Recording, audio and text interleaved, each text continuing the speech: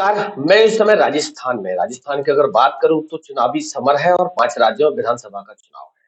अभी जहां बैठा हूं उस विधानसभा का नाम है रामखेड़ा, राजखेड़ा। हमारे साथ बात करने के लिए उपस्थित है बीएसपी के प्रत्याशी डॉक्टर धर्मपाल सिंह जी। बात करने को और जानने का प्रयास करता हूं क्योंकि विधानसभा का चुनाव है और विधानसभा के चुनाव के बाद बहुत ज्यादा लंबा समय नहीं रह गया 2024 के लोकसभा चुनाव में। कहीं ना कहीं इन्हीं चुनावों को लोकसभा चुनाव का सेमीफाइनल माना जा रहा है। डॉक्टर साहब से जानने का प्रयास करता हूँ क्योंकि पहले चंद दिनों में सारा मूवमेंट हुआ है। पहले किसी और पार्टी विचारधारा में थे, भारतीय जनता पार्टी के साथ जुड़े थे, सालों से जुड़े रहे और तन मन धन से सेवा करी है। पार्टी ने मौका नहीं दिया तो बहुजन समाज पार्टी से चुनावी मैदान में है। जानने का प्रयास करता हूँ किस तरीके की तैयारियां चल रही हैं। डॉक्टर साहब सबसे पहले तो आपका स्वागत और आपको शुभकामनाएं कि आप चुनावी मैदान में। नमस्कार, मैं डॉक्टर धर्मपाल सिंह जादौन। मैं यहाँ हमारी पूज्य देवी करौली माता और रंधावली माता के साक्षी मानकर आप लोगों के बीच में जो भी कहूँगा, अपने मन की बात कहूँगा, राजा-खेड़ा की बात कहूँगा।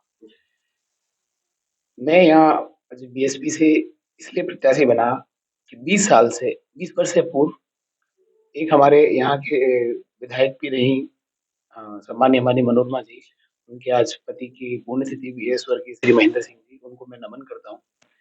20-25 साल से ऐसा होता है बीजेपी में कि यहाँ की जनता पूरी बीजेपी माइंडेड है, बट प्रत्याशी यहाँ बीजेपी माइंडेड आता नहीं है।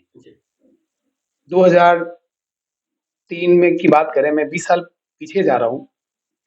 यहाँ से टिकट दिया प्रताप सिंह खाचरियावास को और निर्वाचन के लास्ट दिन पे उनका टिकट कटा, उन्होंने राजाखेड़ा आने के लिए मना कर दिया।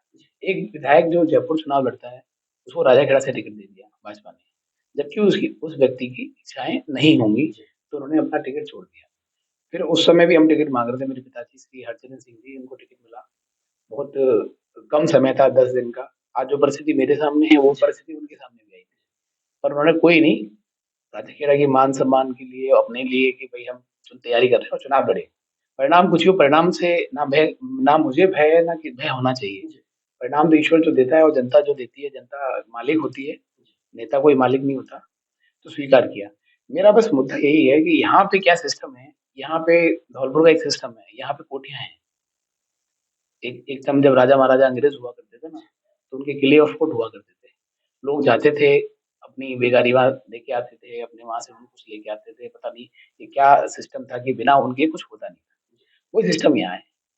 एक जो यहाँ से कांग्रेस से जो विधायक है, वो पिछले थर्ड जनरेशन, मतलब उनके पिताजी को ही 7-8 बार विधायक रहे। वो खुद दूसरी बार है। उनके चाचा भी विधायक रहे, उनके खिलाफ जाके बीजेपी से आए, वो भी भाग गए। उनके बेटे भी लड़ा, उनके बेटे ने भी मांगी, वो कभी कांग्रेस कभी बीजेपी, ऐसे जनता को गुमराह करते रहते हैं। अच्छा डॉक्टर साहब एक सवाल आपसे है, चूंकि मैं जनता में रहा, लोगों में रहा, लोगों से जानने को ये मिला कि लास्ट मोमेंट तक पार्टी आपको आश्वासन देती रही। ऐसा क्या रहा कि आखिरी समय पे आपका टिकट काट दिया? देखिए, मैं आपको बताऊं, पिछले 15 साल से मेरे बड़े भाई राजपाल सिंह यहाँ से दावेदारी कर रहे थे।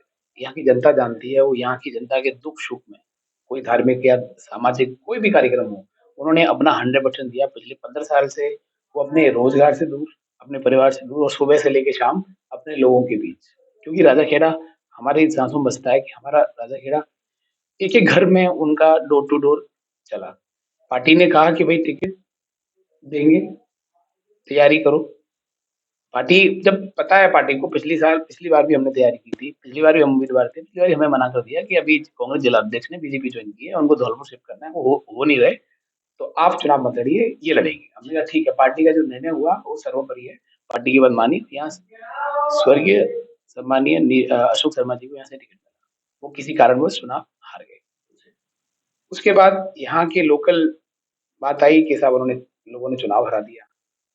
अब लोगों ने मतलब एक कास्ट को लेके आरोप लगाए। मैं जिस कास्ट से आता हूँ कि भाई उन्होंने हरवा दिया। एक आदमी जो अपना सीट भी छोड़ के तन मन धन से पूरा इलेक्शन में उनकी कैंपेनिंग की, आज फिर मौका आया, उन्होंने कहा भाई हमारे तो इतने सारे वोट पड़े हैं पहले। उन्होंने ऐसा माहौल बनाया कि लोकल का कोई कैंडिडेट ही नहीं है यहाँ पे, लोकल के लोगों में इतना है ही नहीं कैलेबर कि यहाँ से उम्मीदवार बन जाए। कहीं ना कहीं बाहरी का एक टैग लग जाता है। फिर बाहरी, फिर उनको टिकट मिल गया। उनके परिवार में भी उनके आपस में चल रहा है कि उनका एक भाई कौन बसपा से भी लड़ रहा है धौलपुर से। उनका परिवार निरंतर 14 बार 12-14 बार लड़ा है। यहाँ सम्मानीय हमारे बनवाली लाल जी इलेक्शन लड़े हैं, उनके भाई लड़े हैं, वो बेटा लड़ा है, वो बेटे की बहू लड़ रही है। हम लोग भी कोशिश करते हैं, पर फ़र्क है। वो कहते हैं विकास की बात करते हैं, तो विकास आप राजाखेड़ा आए हो, आपने देखा होगा, यहाँ के विधायक 10-12 बार से उनके परिवार में विधायक की 11-12 से विधायक किए हैं, 5 बार मंत्री रहे, 5-6 बार, बहुत सारे डिपार्टमेंट रहे, फाइनेंस मिनिस्टर, ये मिनिस्टर, बहुत सारे मिनिस्टर। काम के नाम पे आप देख ही लेंगे कि बीए का कॉलेज, जब मैं जिला प्रमुख बना तो बीए का कॉलेज यहाँ के पढ़ने के लिए लोगों के लिए आया। मैंने यहाँ से जब यहाँ पे जो सरकार अपनी भाजपा की सरकार थी, मैं सभी से निवेदन किया कि यहाँ पे लोगों को पढ़ाई की व्यवस्था होनी चाहिए। तो यहाँ कॉलेज खुला, या कॉलेज आया, यहाँ की गवर्नमेंट स्कूल के लिए जगह अलॉट हुई।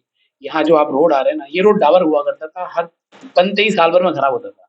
मैंने इतनी कंप्लेन की, लोगों ने डिपार्टमेंट ने इंक्वायरी करी कि साहब यहाँ की मिट्टियाँ खराब हैं, उन्होंने एक नया फंडा ले आए। फिर ये सीसी रोड सम हुआ, इसमें भी बहुत सारी कमी छोड़ दी, मैंने बहुत सारी कंप्लेन की। लोगों ने मैनेज करने की कोशिश की, पर मैंने कहा नहीं, मैं ये मेरा घर है, मैं मुझे रोज धौलपुर से राजागढ़ जाना है। अच्छा डॉक्टर साहब एक सवाल, विकास की आप बात कर रहे हैं, मैं आ जाता हूँ वर्तमान की सरकार पे। पूरे 5 साल गहलोत जी मुख्यमंत्री रहे। राजस्थान का इतिहास पिछले 30 साल से यही है कि 5 साल कांग्रेस, 5 साल भाजपा, 5 साल कांग्रेस, 5 साल बीजेपी। 5 साल का कार्यकाल कैसा रहा गहलोत जी? देखिए, जब मैं जब मैं जिला प्रमुख था, तो यहाँ सम्मानीय पूर्व मुख्यमंत्री वसुंधरा राजे जी ने यहाँ के लोगों के लिए चंबल लिफ्ट योजना बहुत सालों से अभियान चला, लोगों ने संघर्ष किया, क्योंकि यहाँ खेती-बाड़ी है, पानी है नहीं इतना। यहाँ का पानी भरतपुर तक पहुँच गया, यहाँ का पानी धौलपुर तक नहीं आया। चंबल का पानी धौलपुर नहीं आ रहा, जबकि चंबल हमारे इतने पास है। लोगों ने अभियान किया, लोगों ने आंदोलन किया, बहुत कुछ किया। माननीय पूर्व मुख्यमंत्री जी ने यहाँ घोषणा की कि धौलपुर को चंबल का पानी मिलेगा। उनके क्या मन में आया कि आज वो 5 साल इस सरकार के बीत गए, और वो जाते-जाते घोषणा कर गए कि 1 साल, वो 6 साल हो गए। चंबल लिफ्ट का काम कागज़ों पे पूरा झंडे हुआ है, बस चलनी पड़ा। और इस सरकार ने बिल्कुल ठंडा कर दिया। काम चल रहा है, पर कछुए की चाल में चल रहा है। वो अगले चुनाव वो सोचते हैं कि 2-3 चुनाव हम इससे ही कर लेंगे। और विकास की बात करूँ, मैं एक यहाँ का कन्या विद्यालय के लिए जगह अलॉटमेंट कराई। अब मुझे पता नहीं उनके टेंडर वेंडर हो गए, बिल्डिंग बन गया, और जो भी हुआ होगा। बट 5 साल में सरकार, एक विधायक चाहे ना, तो 5 साल में सब परिवर्तन हो जाता है। उद्घाटन होते हैं, यहाँ आप पता करिए हॉस्पिटल में ब्लड बैंक, बहुत सारे, अभी बता दिया कोई, अभी आईसीयू वार्ड बन रहा है, ये बन रहा है। परिस्थिति वही की वही। अच्छा डॉक्टर साहब एक सवाल और आपसे, आप चुनावी मैदान में हैं, विचारधारा बदल गई है, बहुजन समाज पार्टी से मैदान में है। क्या तैयारियां हैं और सबसे पहली प्राथमिकता मुद्दे क्या हैं? देखिए, मेरा पहला मुद्दा है, मैं यहाँ चुनाव में इसलिए उतरा हूँ कि दोनों पार्टियों को ऐसा लगता है कि यहाँ लोकल से उम्मीदवार नहीं है।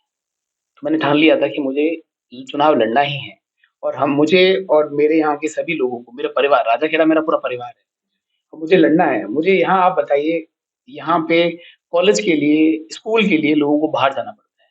इलाज के लिए लोगों को आगरा जाना पड़ता है। यहाँ अगर क्रिटिकल कंडीशन में कोई एक्सीडेंट हो जाए, तो हॉस्पिटल वाले कह देते हैं आगरा ले जाओ, धौलपुर ले जाओ, धौलपुर वाले जयपुर भेज देते हैं। तो यहाँ विधायक जब इतनी बड़ी पोस्टों पर रह सकता है, जिसकी एम्पायर इतनी बड़ी हो सकती है, यहाँ के जो अभी अभी जो भाजपा से आए हैं, उनका परिवार 14 बार से लड़ता आ रहा है। वो कहते हैं हमने विकास करा। अरे विकास कराया, तो यहाँ परेशानियाँ क्यों हैं? यहाँ अच्छा कॉलेज नहीं, यहाँ प्राइवेट कोई स्कूल नहीं, गवर्नमेंट स्कूल तो बहुत दूर की बात है, प्राइवेट इंस्टीट्यूट खड़ा नहीं हो सकता, क्योंकि वो खड़ा नहीं होने देते। आगरा इतना पास है, यहाँ रोजगार की इतनी संभावना है, वो नहीं हो सकता। यहाँ चंबल चंबल का जो बजरी है, पूरे भाई मकान बनाने के लिए बजरी चाहिए होती है। आज तक किसी विधायक ने यहाँ विधानसभा में बैठे नहीं, धरने पे नहीं बैठे कि भाई इसका सॉल्यूशन तो करो। यहाँ सब समाज, यहाँ रोजगार विकसित हो, यहाँ पढ़ाई की अच्छी व्यवस्था हो, और यहाँ हॉस्पिटल की अच्छी व्यवस्था हो। एक परिवार, जब हॉस्पिटल की अच्छी व्यवस्थाएं होंगी, तो उसको धौलपुर, आगरा, जयपुर, ग्वालियर नहीं जाना पड़ेगा। दूसरा, स्कूल अच्छे होंगे तो बच्चे यहाँ पढ़ेंगे, कॉलेज अच्छा होगा तो यहाँ पढ़ेंगे। बहुत सारी चीजें हैं जो होनी चाहिए। तो मेरा 3 ही मुद्दे हैं कि यहाँ एक हॉस्पिटल, अगर मुझे सरकार, मुझे जनता का आशीर्वाद, मुझे पता है, पूरा भरोसा है, क्योंकि परिवार कभी अपने सदस्यों को बाहर नहीं भेजता। मुझे पूरा परिवार राजाखेड़ा मुझे ज़रूर सहयोग देगा, और सहयोग मिलने के बाद मेरा पहला प्रयास रहेगा, और मुझे जो भी हो परिणाम, मुझे चिंता नहीं है। यहाँ के राजाखेड़ा के हॉस्पिटल, यहाँ के कॉलेज, स्कूल के लिए मुझे अच्छी व्यवस्थाएँ करनी है, और डॉक्टर साहब यहाँ आजकल रोजगार। आखिरी सवाल आपसे है। आप देख रहे हो जिस तरीके से भारतीय जनता पार्टी ने वसुंधरा जी को साइडलाइन किया है। कांग्रेस की अगर बात करूं तो गहलोत और पायलट में नहीं बन रही है। क्या मानना आपका है? इस बार सत्ता में कौन रिपीट करेगी या फिर इतिहास दोहराएगा? देखिए, मैं इतना बड़ा लीडर भी नहीं हूँ कि मुझे पूरी मैं भूमिका राजस्थान की आपको बताऊँ। पर ये ज़रूर विश्वास है कि जहाँ-जहाँ स्थानीय लोगों को, जहाँ-जहाँ उनकी उम्मीदों पे, जिन-जिन पार्टियों ने, आज पार्टी की विचारधारा रही नहीं ना। पार्टी कल कोई बीजेपी में, आज कोई कांग्रेस। मैं इसलिए आया हूँ कि 15 वर्ष से मेरा भाई टिकट मांग रहा, हम लोग परिवार मांग रहा है, यहाँ लोकल के और भी जनप्रतिनिधि मांग रहे थे। मुझे भाजपा टिकट ना देके किसी यहाँ स्थानीय किसी और को दे देती तो मैं चुनाव नहीं लड़ता। बट उनको हर बार की तरह यहाँ की टिकट कहीं न कहीं कुएँ में फेंकनी होती है और किसी भी बाहर के आदमी को लाते हैं, जो चुनाव 1-2 बार हारने के बाद आते नहीं हैं। तो मेरा बस आपको यही कहना चाहूँगा, इस पर निश्चित ही ऐसा त्रिकोणीय बनेगा और जो होता है वो उसमें परिवर्तन आएगा। और इस बार राजाखेड़ा बिल्कुल भारी प्रत्याशी हो, बिल्कुल नहीं सहेगा। हम कोटियाँ और हवेलियों से निकलकर यहाँ के लोकल लोगों को आगे बढ़ाएँगे। मैं चाहता हूँ कि चुनाव अगला भी कोई लड़े ना, तो लोकल का लड़े। और इस चुनाव में मैं यही आशा है सबसे कि सभी मेरे परिवार के बड़े-बुजुर्ग, राजाखेड़ा परिवार के बड़े भाई और मेरे सभी रिश्तेदार, मेरे सब मिलने वाले, चाहने वाले, यहाँ तक कि हो सकता है कि हमारे कुछ लोगों में संबंधों में फ़र्क हो। अगर आज हम लोग इस चुनाव में इन लोग पार्टियों को नहीं बताया कि स्थानीय का व्यक्ति होने का महत्व क्या होता है, कि क्यों नहीं स्थानीय व्यक्ति को टिकट मिलती। भाई किसी न किसी को तो आवाज़ उठानी थी इस चुनाव में। तो मुझे लगा ये मौका मुझे दिया है ईश्वर ने, तो मैं जनता के बीच जाऊँगा और यही कहूँगा कि क्यों नहीं स्थानीय आदमी कोई पार्टी से, बीजेपी से या क्यों नहीं देती? भाई जब स्थानीय में लोग में इतनी कम्युनिटी वाइज़ देखो, हर लेवल पे देखो, यहाँ हमारे 4 उम्मीदवार थे, किसी को नहीं दिया सर। लोकसभा आखिरी सवाल है, दीपों का महोत्सव है, उसके बाद वोटों का महोत्सव है। आप अपनी तरफ से अपनी विधानसभा की जनता से क्या अपील मैं जनता जनार्दन से, मेरे लिए यहाँ की जनता देवतुल्य है और मैं एक ही जनता से अपील करूँगा कि मैं राजा खेड़ा का बेटा, अब आपका जैसा भी मैं बेटा हूँ, बेटा बेटा ही होता है। मैं अंत मुझे मुझे इतना समय भी नहीं मिला कि मैं अपने लोगों से चर्चा करूँ कि ब क्योंकि मौका ही नहीं दिया। एंड 5 तारीख को लिस्ट फाइनल हुई शाम को और 6 तारीख को लास्ट डेट थी नॉमिनेशन की। मैंने ये कठोर निर्णय इसलिए लिया कि यहाँ की जनता जब तक हम पार्टी वालों को, दिल्ली, जयपुर वालों को बताएँगे नहीं कि स्थानीय लोग यहाँ रहते हैं। उनमें इतना बल है कि वो यहाँ से चुनाव लड़ सकते हैं, तो अगली टिकटें यहाँ पे लोगों को ढूँढने आएँगी, साहब की टिकट ले लो हमारी। उनको ये हमें बताना है कि स्थानीय लोगों में होता है, नहीं तो कोई बाहर के लोग आते हैं, लड़ते हैं और अगर वो किसी कारणवश हार जाते हैं, उनके व्यवहार समझो या कुछ भी स्थिति हो, फिर वो ठोकते हैं कि राजा-खेड़ा लोगों ने हमें धोखा दिया। बहुत-बहुत धन्यवाद डॉक्टर साहब बात करने के लिए। हमारी तरफ से आपको आने वाले चुनाव के लिए 25 तारीख को मतदान है, उसके पहले दीपावली का पर्व है, तो मेरी तरफ से बहुत-बहुत बधाई, शुभकामनाएँ। धन्यवाद।